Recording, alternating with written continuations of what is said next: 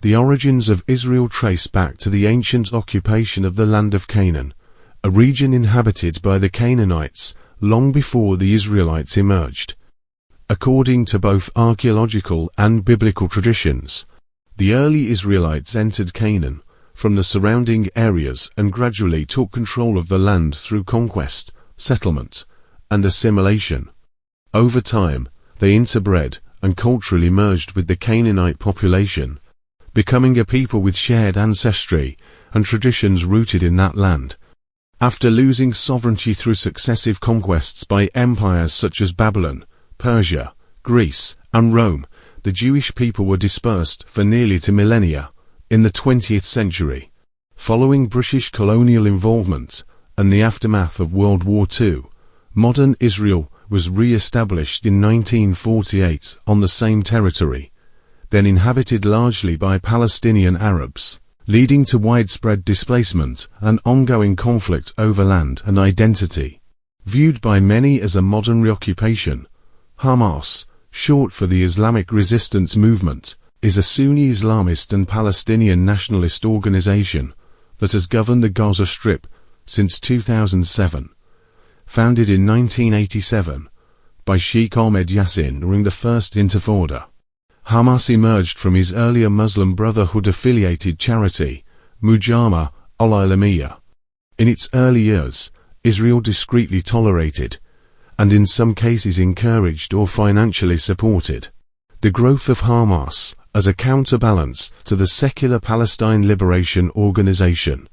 Israeli strategists believed that fostering divisions among Palestinian factions would weaken unified resistance to Israeli occupation, making it easier to maintain control over Palestinian territories.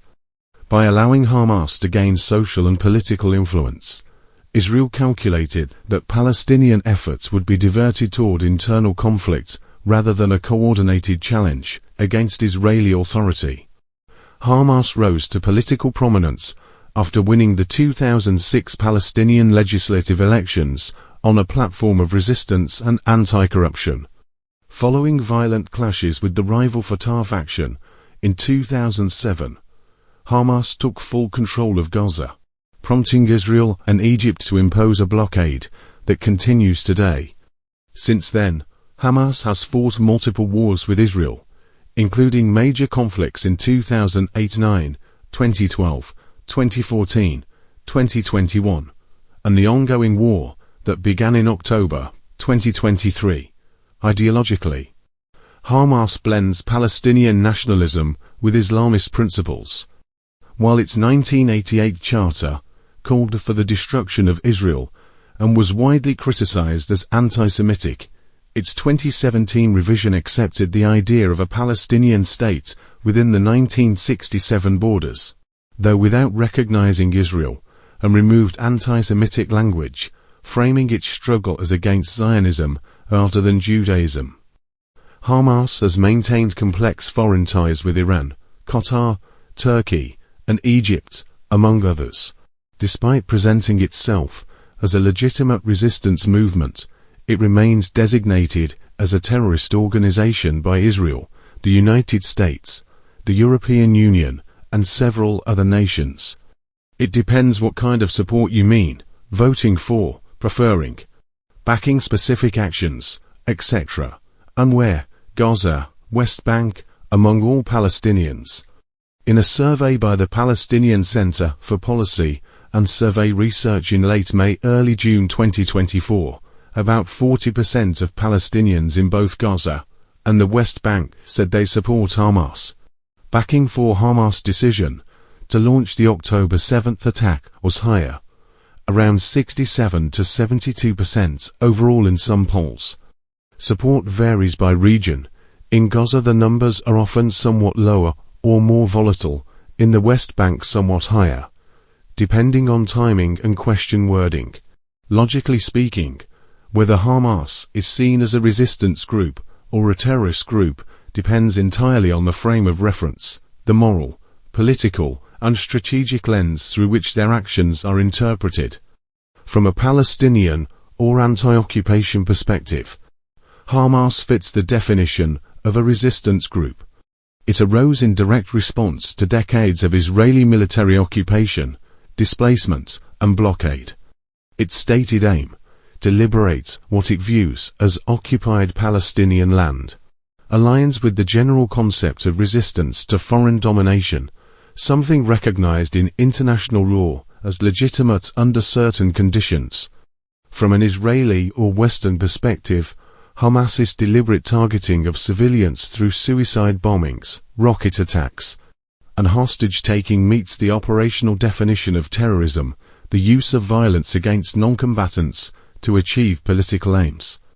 Under that definition, intent matters less than cause, and Hamas's methods, not just its motives, are what qualify it as terrorist in their eyes. So, logically, both labels can be true at once, depending on whether one prioritizes cause, resistance to occupation, or method, use of terror tactics. Morally, it's a paradox. A movement born of oppression, but one that often perpetuates the same cycle of violence it claims to fight against. The Israel Defense Forces and Mossad trace their origins to Zionist paramilitary organizations active during the British Mandate of Palestine, such as the Haganah, Irgun, and Lehi. These groups, which engaged in bombings, assassinations, and sabotage against both British and Arab targets, were viewed by many at the time as terrorist organizations fighting to establish a Jewish state through violence and coercion.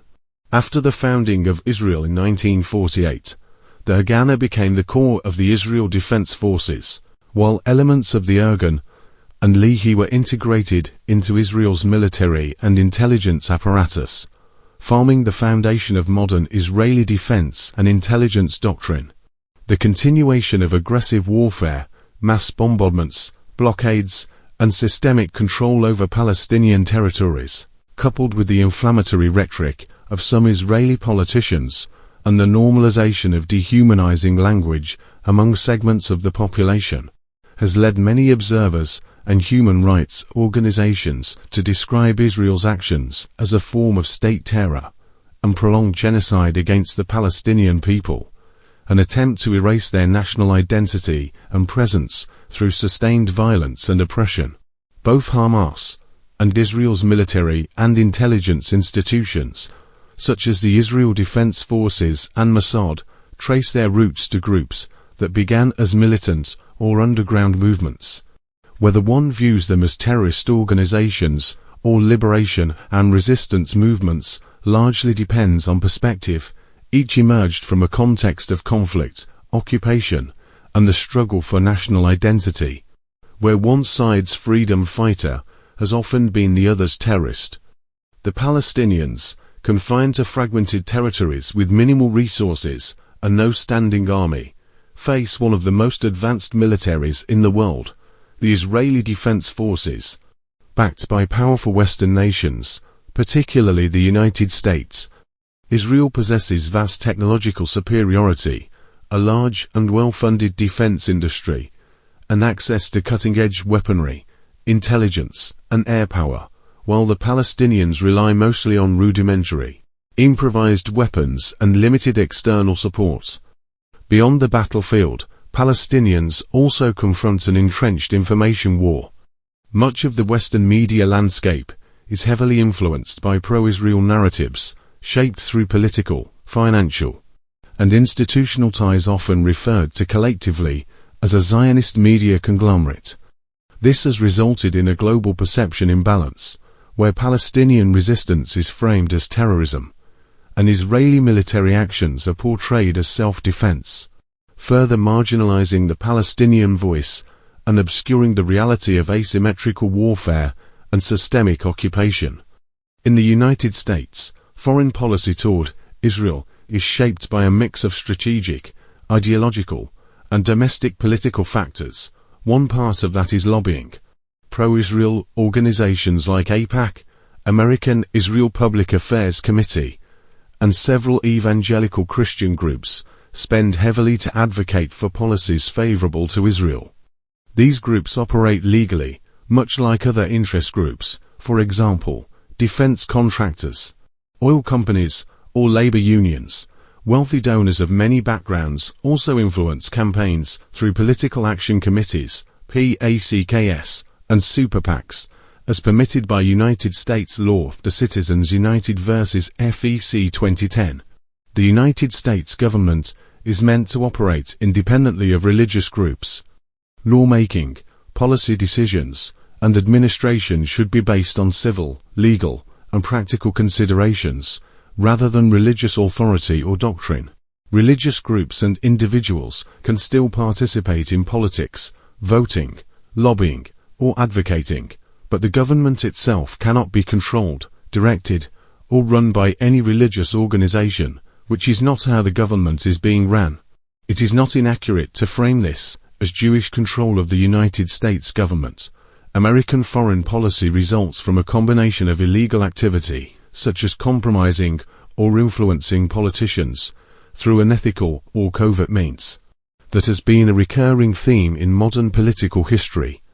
There have been verified instances where blackmail, including sexual blackmail, foreign lobbying pressure, intelligence gathering, or financial incentives were used to influence politicians, and legal means such as lobbying, economic interests, security alliances, and electoral strategy, overwhelmingly dominated by Zionists, whose leadership descends from a particular collection of closely related peoples, known for its collective, hostile, coordinated behavior.